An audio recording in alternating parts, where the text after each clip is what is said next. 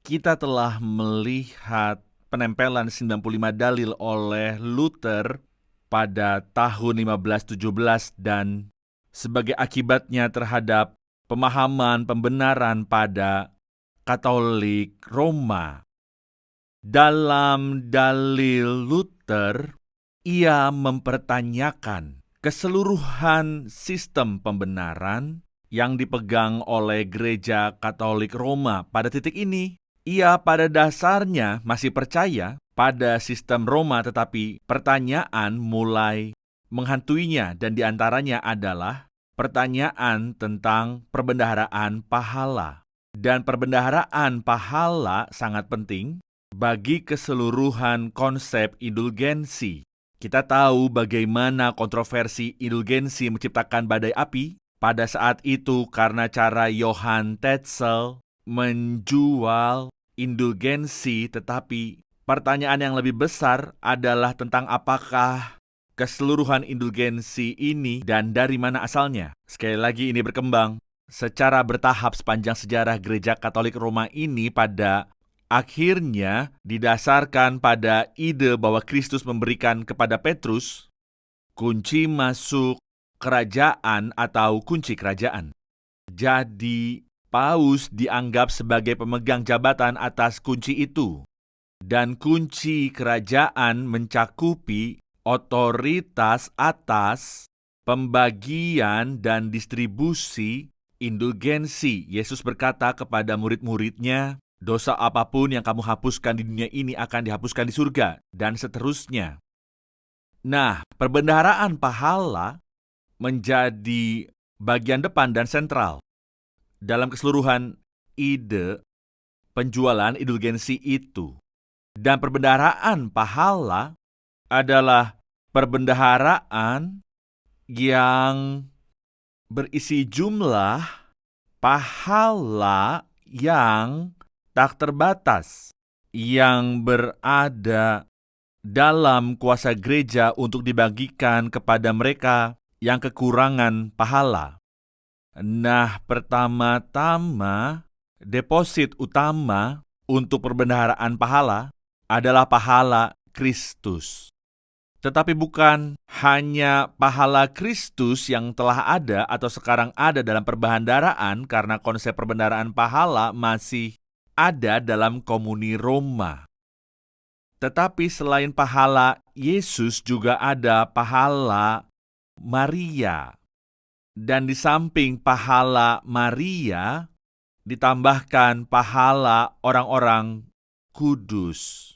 Nah, secara historis hanya sangat sedikit orang dalam pandangan Roma yang mati dan langsung masuk ke surga. Sebagian besar orang yang mati dengan ketidakmurnian yang masih ada pada jiwa mereka, sehingga mereka harus masuk ke api penyucian, menunggu ketidakmurnian itu dihilangkan atau dibersihkan, sebelum mereka bisa pergi ke surga. Sekali lagi, api penyucian bukan neraka. Mereka tidak masuk neraka dan dihukum. Api penyucian bukanlah tempat penghukuman. Itu adalah tempat penyucian. Dan pada akhirnya untuk semua orang di api penyucian, tujuan akhir mereka memang surga. Tetapi hanya setelah proses pemurnian ini terjadi. Nah, masalahnya kemudian adalah bahwa orang-orang yang berada di api penyucian tidak memiliki kebenaran yang cukup untuk membawa mereka langsung ke surga. Nah, seperti yang saya katakan, ada segelintir orang yang secara historis meninggal tanpa ketidakmurnian dalam jiwa mereka dengan pahala yang cukup untuk membawa mereka ke surga secara langsung. Namun mereka bukan hanya memiliki pahala yang cukup untuk mereka pergi ke surga, tetapi mereka juga memiliki jenis pahala yang ketiga yang belum kita bahas. Kita telah melihat perbedaan antara pahala yang layak diterima dan pahala yang sesuai sehubungan dengan sakramen tobat. Tetapi selain pahala yang layak diterima dan pahala yang sesuai, adalah jenis pahala ketiga yang disebut pahala supererogatori, atau yang dicapai oleh orang-orang yang menghasilkan perbuatan supererogasi. Bukan irigasi, tetapi erogasi. Perbuatan supererogatory adalah perbuatan-perbuatan yang begitu baik, begitu berjasa, sehingga melampaui kewajiban. Itu adalah pahala yang kelebihan atau ekstra yang beberapa misalnya melakukan perbuatan supererogasi, melakukan lebih banyak daripada yang Anda butuhkan untuk masuk surga. Pahala yang ekstra atau kelebihan itu kemudian didepositkan ke dalam perbendaharaan pahala, dan dari perbendaharaan itulah gereja melalui paus memiliki kuasa untuk menerapkan pahala kepada mereka yang kekurangan. Jadi dalam keseluruhan sistem indulgensi itu, apa yang terjadi adalah bahwa dengan memberi sedekah, pembelian indulgensi sebenarnya penarikan dari perbendaharaan ini dan diterapkan kepada mereka yang kekurangan di api penyucian sehingga mereka dapat melanjutkan pergi ke surga. Nah, itu mengakhiri tinjauan gambaran dasar kita akan pemahaman Katolik Roma tentang pembenaran. Saya akan berbicara lebih jauh tentang hal itu ketika kita melihat kontras lain di antara pandangan Protestan. Tetapi menentang hal ini, seruan Luther tentu saja adalah sola fide. Pembenaran adalah hanya oleh iman. Sekarang kita akan meluangkan sedikit waktu untuk melihat ajaran Paulus tentang hal itu di surat Roma, tetapi hanya untuk introduksi terhadap pandangan Protestan tentang pembenaran hanya oleh iman. Saya ingin meluangkan waktu untuk mendefinisikan istilah-istilahnya. Pertama-tama, kata pembenaran itu sendiri. Kata bahasa Inggris justification, berasal dari bahasa Latin justificare, yang secara harfiah berarti membuat adil atau membuat benar. Nah, salah satu masalah yang mengakibatkan kontroversi ini secara historis ada pada abad-abad awal. Bapak-bapak gereja Latin tidak membaca dan mengembangkan doktrin mereka dari bahasa Yunani, melainkan dari Vulgata, dari Alkitab terjemahan bahasa Latin. Dan ketika Alkitab terjemahan bahasa Latin berbicara tentang pembenaran, terjemahan itu menggunakan bahasa Latin justificare yang diambil dari tata hukum dari sistem hukum Romawi.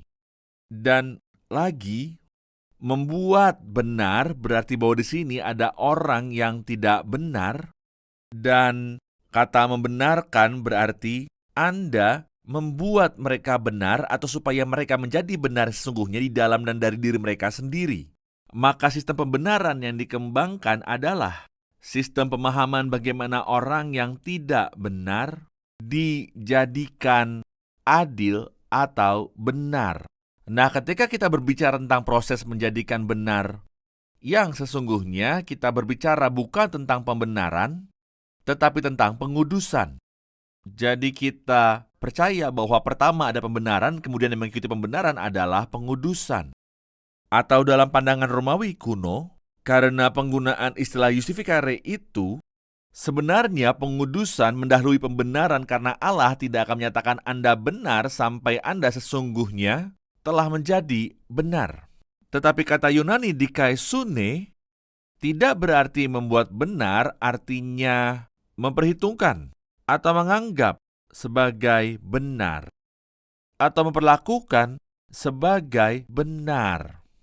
Jadi inti dari pandangan reformasi adalah bahwa sementara kita masih tidak benar, kita dinyatakan benar oleh penerapan Allah pada kita, kebenaran Kristus, melalui imputasi, yang juga akan saya bahas lagi nanti. Jadi ketika Allah melihat kita, Ia melihat bahwa kita masih berdosa, namun walaupun demikian, begitu kita memiliki iman, Ia memperhitungkan kita, atau menganggap kita, atau menyatakan kita sebagai benar. Nah, moto Luther adalah yang mungkin Anda sudah dengar, frasa Latin simul justus et peccator. Dan begitulah cara ia mencoba untuk mendefinisikan keadaan ini di mana ketika kita tidak benar dalam diri kita sendiri, namun di mata Allah kita dianggap atau diperhitungkan sebagai benar. Frasa simul justus et peccator berarti simul. Kita mendapatkan kata simultan dari itu. Dan simul berarti pada saat yang sama. Simul justus, pada saat yang sama. Benar atau adil. Et, maksudnya apa? Ini adalah bentuk lampau dari kata kerja makan, kan? Et hanya berarti dan. Ingat, Julius Caesar ketika ia ditikam, kata-kata terakhirnya seharusnya et tu brute, yang berarti kamu juga. Brutus jadi S secara sederhana artinya dan. Jadi simul justus et, pada saat yang sama benar, dan peccator, yang artinya pendosa. Kita menyebut dosa-dosa kecil sebagai pecbenarlos. Jika kita mengatakan seorang itu murni, kita mengatakan mereka impeccable. Itu berasal dari kata Latin untuk dosa. Jadi Luther mengatakan pada saat yang sama, kita adalah orang yang benar dan berdosa. Sekarang kedengarannya pada awalnya sebagai kontradiktif. Dan apakah hukum non-kontradiktif? Sesuatu tidak bisa menjadi A dan non-A pada saat yang sama dan dalam arti yang sama atau dalam relasi yang sama. Nah, Luther berkata di sini, kita pada saat yang sama A dan non-A, benar dan berdosa, tetapi tidak dalam relasi yang sama.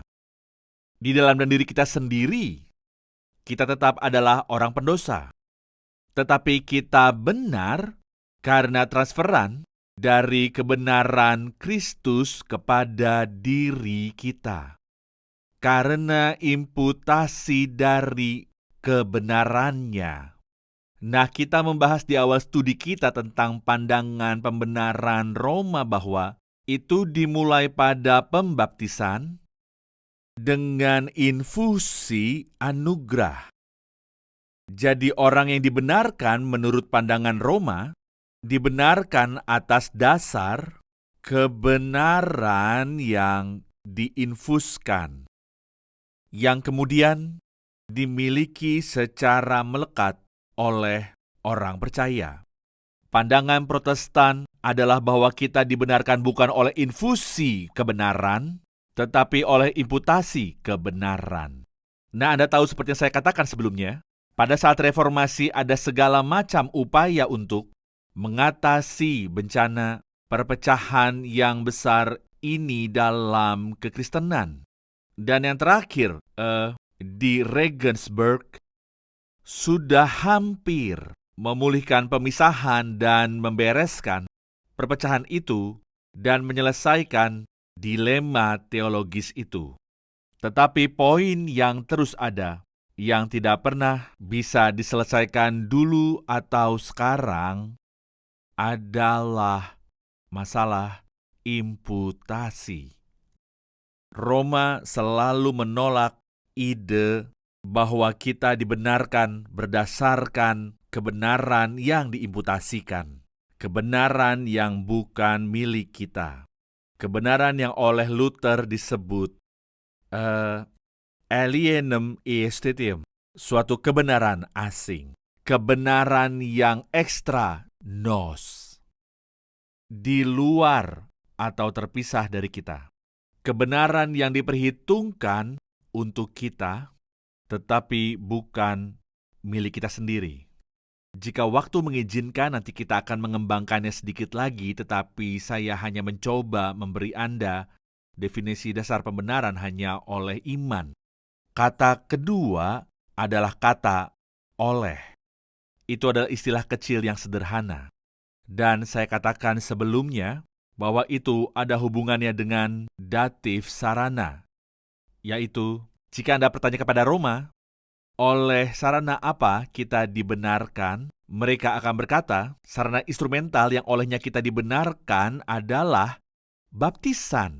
Ingat ketika saya mengatakan kita memulai hal ini, bahwa baptisan memulai proses pembenaran, dan itu adalah penyebab instrumental atau instrumen yang olehnya seseorang dibenarkan. Sekarang, izinkan saya meluangkan waktu sebentar untuk membicarakan ide penyebab instrumental ini.